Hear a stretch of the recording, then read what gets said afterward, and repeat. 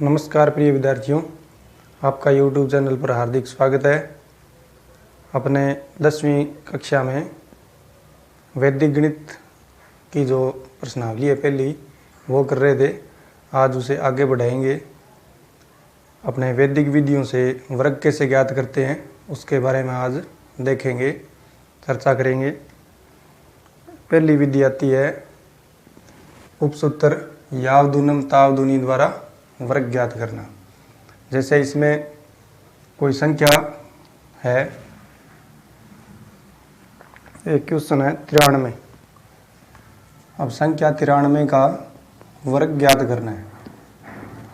अब इसमें करना क्या है, इस संख्या का विचलन देखना है कि ये 100 के आसपास है संख्या, तो इसका विचलन हो गया -7।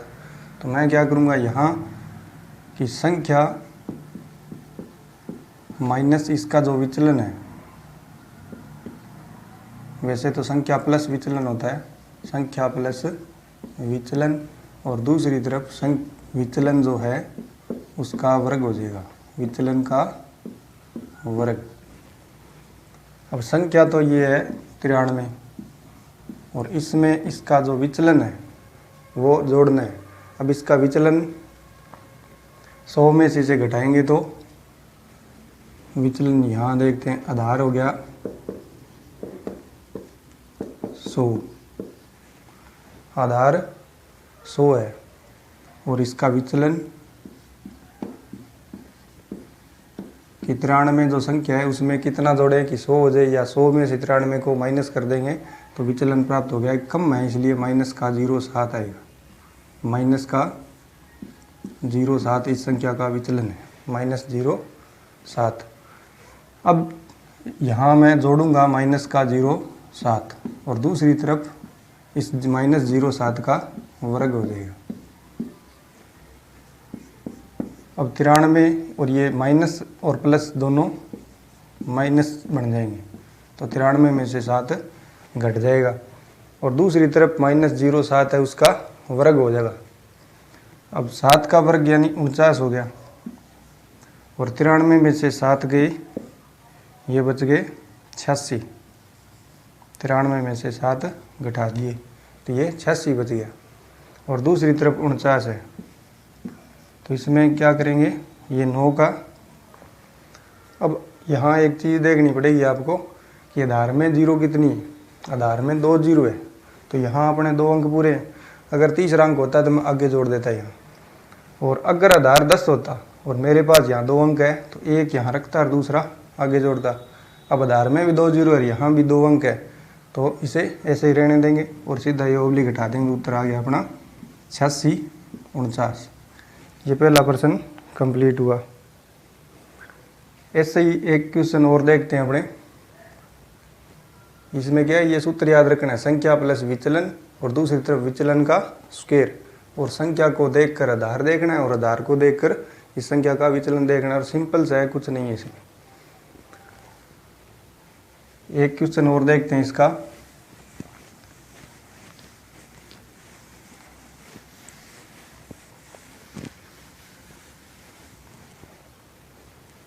जैसे एक क्वेश्चन है 111 का वर्ग ज्ञात करना है, 111 का वर्ग। तो 111 100 के आसपास है, तो आधार तो हो गया 100, आधार 100 और 100 से ये ज़्यादा है, इतनी ज़्यादा है 11 ज़्यादा है, 11 ज़्यादा है तो इसका विचलन हो गया प्लस का 11। वो कम थी पहले वाली संख्या 93, इसलिए माइनस में विचलन आया, ये ज़्यादा है इसलिए प्लस का 11 इसका विचलन होगा। अब वो सूत्र है संख्या प्लस विचलन। संख्या है अपनी 111, इसमें इसका विचलन जोड़ दिया 11 और दूसरी तरफ 11 का वर्ग हो जाएगा, और फिर 111 और ये 11 जोड़ देंगे तो ये हो गए 122, और दूसरी तरफ 11 का वर्ग करेंगे तो 11 × 11 होता है 121। अब यहाँ आधार में 2 0 है और अपने पास अंक आ गए 3, तो यहाँ मैं सिर्फ 2 ही अंक रखूँगा, जो ये पहले वाला 1 है यहाँ आगे जोड़ देंगे, यानी इसे ऐसे लिखेंगे 122 और 1 थोड़ा सा ये नीचे लिख देंगे और 21 ऊपर। अब ये 1 जो नीचे लिखा है वो आगे जोड़ देंगे। आगे जोड़ेंगे तो ये 21 का 21 और ये आगे जुड़ गया तो 122 और 123। तो इस संख्या का वर्ग आ गया 12321। 111 का वर्ग 12321। ये अपनी विधि होगी उपसूत्र यावदुनम तावदुनी द्वारा वर्ग। इसके बाद दूसरा उपसूत्र है उपसूत्र अनुरूपेण द्वारा वर्ग ज्ञात करना है अपने। तो इसमें जैसे कोई भी संख्या जो देगा आप उसका वर्ग ज्ञात करना होगा कि संख्या दे दी और संख्या का वर्ग ज्ञात करना है।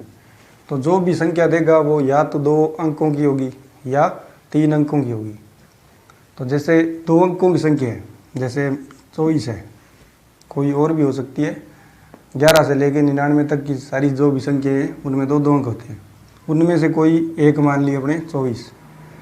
अब इसमें 2 अंक है तो इसे मैं मानूंगा इकाई का अंक और इसे मानूंगा दहाई का अंक। ये इकाई का और ये दहाई का अंक। अगर 3 अंकों की संख्या है जैसे 235 है, 3 अंकों की संख्या है, तो मैं क्या करूँगा यहाँ इकाई का अंक ये मानूंगा और इन दोनों को एक साथ ही मानेंगे दहाई का अंक। एक साथ ही दहाई का अंक मानेंगे, अलग अलग नहीं मानेंगे। तो ऐसे ही अगर 4 अंकों की संख्या है, बाकी से 4 का क्वेश्चन इससे अनुरूपेण से पूछता नहीं है। अपने 2 का ठीक है, 2 है तो 1, इसमें तो कोई दिक्कत ही नहीं है कि ये इकाई का हो गया और ये दहाई का हो गया। अगर 3 है तो पहला अंक तो वो इकाई का होता ही है, बाकी दोनों को एक साथ मिलाकर दहाई का अंक मानेंगे। और फिर करना क्या है, एक सूत्र लिखवाता हूँ मैं। इसका वैसे कोई सूत्र दिया हुआ नहीं है, मैं अपनी तरफ से लिखा रहा हूँ सूत्र बना के एक, कि जो भी अपना इकाई दहाई के अंक माने हैं, अगर वर्ग ज्ञात करना है तो मैं दहाई का जो अंक है उसका वर्ग करूँगा। फिर उसके बाद उस दहाई अंक का वर्ग नहीं करेंगे, सीधा दहाई लिखेंगे और जो इकाई अंक है उसके गुणा में आ जाएगा इकाई अंक और फिर इकाई अंक का वर्ग। ऐसे एक फॉर्मेट तैयार करना है कि इस साइड दहाई अंक होता है तो दहाई अंक का वर्ग और उस साइड इकाई अंक होता है तो इकाई अंक का वर्ग और बीच में दोनों का गुणा। और यहाँ इसमें कुछ प्लस करना है सेम। सेम का मतलब क्या है कि इन दोनों का जो गुणा करेंगे, जो आंसर आएगा वही सेम यहाँ जोड़ देंगे और फिर इसे 3 उपखंड बनाकर हल करेंगे आगे। ये प्रोसेस है, एक फॉर्मेट है, एक प्रकार का सूत्र मान लो। इस फॉर्मेट के अनुसार अपने एक क्वेश्चन करके देखते हैं। जैसे 16 का वर्ग ज्ञात करना है। संख्या कितनी है? 16 है। 16 का वर्ग, तो 16 में इकाई अंक 6 और दहाई अंक 1 है। तो यहाँ आप लिख सकते हो साइड में अगर लिखना चाहो तो कि भी दहाई अंक अपने इकाई अंक तो माना है 6 और दहाई अंक 1 माना है। तो यहाँ दहाई अंक का वर्ग यानी 1 का वर्ग, बीच में दहाई इंटू इकाई यानी 6, 1 इंटू 6 और दूसरी तरफ इकाई अंक का वर्ग यानी 6 का वर्ग। और जो सेम जोड़ना है तो 6 इंटू 1 हो गया 6, यही सेम वापस जोड़ देंगे प्लस 6 और फिर ये लाइन खींच दी और 6 का वर्ग 36 और 6 कितने हो गए टोटल? इन दोनों का गुणा 6 है और ये 6 इसमें जोड़ना है, 6 और 6 हो गए 12 और यहाँ 1 का वर्ग 1 ही होता है। ये 3 उपखंड बन गए। अब इसमें क्या करना है, एक एक अंक रखना है, दूसरा अंक आगे जोड़ना है। अगर 3 हो तो 1 ही रखना है, 2 आगे जोड़ने हैं। ये फॉर्मेट ऐसे चलता जाएगा। तो यहाँ मैं 6 रख रहा हूँ, 6 और 3 को आगे जोड़ दिया, 3 और 2 कितने हो गए? 5 और इस 1 को आगे जोड़ दिया, 1 और 1 कितने हो गए? 2। तो इस संख्या का वर्ग कितना आ गया? 16 का वर्ग 256। बिल्कुल आसान है। एक बार और देख लो कि 16 का वर्ग ज्ञात करना है तो इसमें इकाई और दहाई के 2 अंक मानने। इकाई का अंक 6 मान लिया और दहाई का अंक 1, क्योंकि इस साइड का अंक जो भी है वो इकाई का अंक होता है और दूसरा जो बच गया वो दहाई का। यहाँ दहाई का वर्ग और इस साइड इकाई का वर्ग और बीच में दोनों का गुणा और जितना गुणा आया उतना ही उसमें जोड़ दिया। फिर लाइन खींच के 3 उपखंड बना लिए और प्रत्येक उपखंड में इकाई वाला अंक जो इकाई की तरफ होता है दाईं तरफ वो रखना है और दूसरा अगर 1 ही अंक है चाहे 2 अंक है चाहे 3 अंक है, वो आगे जोड़ते जाएंगे इसे। तो ये उपसूत्र अनुरूपेण द्वारा अपने वर्ग ज्ञात कर लिया। इसके बाद अब सूत्र है एकाधिकैन द्वारा वर्ग, एकाधिकैन पूर्वेण बोलते हैं सूत्र को, इसके द्वारा वर्ग ज्ञात करना है। ये सिंपल सा है, इसमें कुछ नहीं करना। इसमें संख्या को देखते ही अपने पता चल जाता है कि सूत्र एकाधिकैन द्वारा वर्ग इसमें ज्ञात कर सकते हैं। इसमें पहचान क्या है कि ऐसी संख्या का वर्ग पूछेगा जिसका जो इकाई का अंक है, अंतिम अंक है, वो 5 है। जैसे 25 का, 45 का, 65 का, 115 का, यानी लास्ट का अंक 5 है, वही आपसे प्रश्न पूछेगा, क्योंकि उसी में लगेगा सूत्र एकाधिकैन। अगर मैं कहूँ कि 34 का वर्ग ज्ञात करो, 43 का वर्ग ज्ञात करो, ऐसी संख्या का वर्ग ज्ञात करो जिसका अंतिम अंक 5 नहीं है, तो सूत्र एकाधिकैन वहाँ नहीं लगेगा। सूत्र एकाधिकैन उसी में लगेगा जिसमें अंतिम अंक 5 हो। अब इसे करना कैसे है वो देखना है।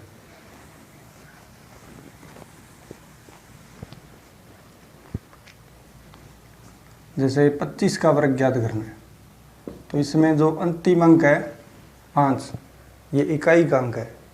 इस इकाई के अंक का इस साइड क्या करना है, वर्ग ज्ञात करना है, इकाई अंक का वर्ग। और यहाँ जो 2.5 अंक बच गया, 2.5 अंक, उसका और उसके बाद का 2.5 अंक का जो एकाधिकैन है, क्योंकि सूत्र का नाम एकाधिकैन है, इसलिए उस अंक का और उसके एकाधिकैन अंक का 2.5 अंक का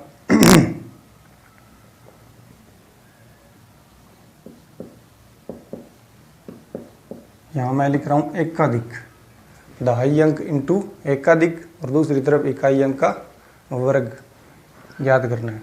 अब 25 है, 25 में इकाई अंक तो है 5 और 2.5 अंक है 2। तो करना क्या है, इकाई अंक का वर्ग यानी 5 का वर्ग, और इस तरफ 2.5 अंक 2 है, और 2 और उस 2 का एकाधिक करने के लिए ऊपर एकाधिकैन करते ही अपने पहले पढ़ा था। अब 2 इंटू एकाधिक हो गया 3, और 5 का वर्ग 25, और 2 और 3 का 2 तिये 6, और 25 का 25। अब यहाँ आगे जोड़ना नहीं है, कहीं आप आगे जोड़ दो। यहाँ जितना इसका वर्ग किया है 25, वो 25 का 25 लास्ट तक चलता जाए, क्योंकि प्रत्येक संख्या का इकाई अंक 5 ही होगा, और 5 का वर्ग 25, तो लास्ट में 25 लगाना है। यहाँ आगे कहीं आप 2 को आगे जोड़ दो, तो आगे नहीं जोड़ना है, 25 का 25 रहेगा। तो ये उत्तर आ गया 625। ये 25 का वर्ग ज्ञात किया अपने सूत्र एकाधिकैन पूर्वेण से। एक क्वेश्चन इसका करके देखते हैं जिसमें 3 अंक हो। जैसे अपने वर्ग ज्ञात कर रहे हैं 115 का, 115 में 3 अंक है, तो जो लास्ट वाला अंक है इसे तो मान लेंगे इकाई अंक, और बाकी 2 बच गए, उन दोनों को एक साथ मान लेंगे 2.5 अंक, 2.5 अंक। अब यहाँ इकाई अंक का वर्ग करना है 5 का वर्ग, और फिर 2.5 अंक जो है माना 11, उस 11 का और उसके एकाधिक का, एकाधिक हो गया उसका 12। अब गुणा कर देंगे, 11 और 12 का गुणा करेंगे तो 132 आ गया, और 5 का वर्ग 25। अब ये 25 में 2 आगे नहीं जोड़ना, ध्यान रखना है ये बात यहाँ, नहीं तो वैदिक गणित में होता क्या है, एक अंक रखते हैं और दूसरा आगे जोड़ देते हैं, क्योंकि यही लगभग 90% सूत्रों में यही ऐसा ही होता है। तो इस सूत्र का खास ध्यान रखना है, यहाँ 25 का 25 रहेगा, नहीं तो गलती होने के चांस ज़्यादा है यहाँ। तो यहाँ 132 और ये 25 का 25 आ जाएगा, तो 13,225 किसका वर्ग होता है, 115 का। ये सूत्र था एकाधिकैन पूर्वेण द्वारा वर्ग। अब इसके बाद एक सूत्र आता है, अगला सूत्र है सूत्र संकलन व्यंकलन द्वारा वर्ग ज्ञात करना। अब ये सूत्र है क्या, पहले अपने इस पर चर्चा करते हैं। जैसे अपने बीजगणित में एक सूत्र पढ़ते हैं a² माइनस b² का, वो होता है a plus b into a minus b. ये सूत्र सबने पढ़ा है, 10वीं में नहीं है ये 8वीं क्लास से शुरू हो जाता है सूत्र, ये सब ने पढ़ा है।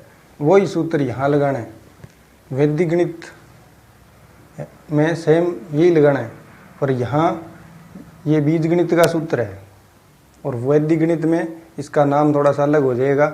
इसमें जो ये संख्याएं ली है, बीज लिए हैं इसमें, इनको बीज बोलते हैं, वहाँ अलग उनका नाम होगा, बाकी सेम यही संख्या होगी। जैसे ये सूत्र क्या कहता है, वैदिक गणित में बात करें जैसे 23 है, अब 23 में दो संख्या ऐसी होगी, कम से कम दो संख्या ऐसी होगी कि जो अगर इसमें जोड़ दूं या घटा दूं तो कोई फ़र्क नहीं पड़ेगा, क्योंकि 23 है। अब 23 में कोई संख्या जोड़ दी 3, 23 का वर्ग देखते हैं, 23 का वर्ग है। अब 23 का जो वर्ग है उसमें मैंने एक संख्या 3 जोड़ दी और 3 ही घटा दिया, तो 23 का वर्ग बराबर 23 का बराबर है 3 जोड़ा और 3 ही घटाया, कोई फ़र्क नहीं पड़ा। अगर इनका वर्ग जोड़ दूं और घटा दूं तो भी कोई फ़र्क नहीं पड़ेगा। यानी कोई भी संख्या है उसमें उसका वर्ग जोड़ें और घटाएं तो कोई फ़र्क नहीं पड़ता है। इसी चीज़ का यूज करते हुए, उपयोग में लेते हुए अपने वो सूत्र बना देंगे। सूत्र संकलन व्यंकलन, सूत्र ही कह रहा है कि संकलन मतलब जोड़ करना है और व्यंकलन मतलब घटाव करना है, तो दोनों को एक साथ उपयोग में लाते हुए अपने वर्ग ज्ञात करना है। तो अपना यही प्रश्न है पहला कि 23 का वर्ग ज्ञात करना है। तो मैं एक नाम ले रहा हूँ इष्ट संख्या, इष्ट संख्या, इष्ट संख्या प्रत्येक संख्या की इष्ट संख्या 2 होती है। अब 2 मतलब क्या है इष्ट संख्या का, कि ऐसी संख्या कि 23 में या तो घटाऊं या जोड़ूं तो पीछे 0 बन जाना चाहिए। घटाऊंगा तो 3 है, 23 में से 3 गए तो पीछे बच गए 20, यानी इकाई अंक 0 बन गया। अगर 23 में 7 जोड़ दूं तो ये बनेगा 30 में पीछे इकाई अंक 0 बन गया। तो प्रत्येक संख्या की इष्ट संख्या 2 है जी, 2 संख्या होगी, 3 और 7 2 इष्ट संख्या होगी। वैसे 23 है तो 23 में इष्ट संख्या 2 है, तो अपने तो एक ही लेनी है इष्ट संख्या। तो आप क्या मान रहे हो वो आप पर डिपेंड है। तो मैं यहाँ मान रहा हूँ 3, मैंने 3 मान ली इष्ट संख्या, तो इसमें इष्ट संख्या 3 है, मैंने 3 मानी है। आप 7 भी ले सकते हो, इससे कोई फ़र्क नहीं पड़ेगा। अपनी माननी एक ही प्रश्न में 2 इष्ट संख्याओं को नहीं मान सकते, तो अपने एक ही माननी है। तो मैंने क्या किया, यहाँ इसे 23 + 3 लिखा और गुणा में 23 - 3 लिखा और इसमें से +3 का वर्ग जोड़ दिया। तो क्या ये दोनों चीज़ बराबर है? तो देख सकते हैं अपने बराबर है कि नहीं।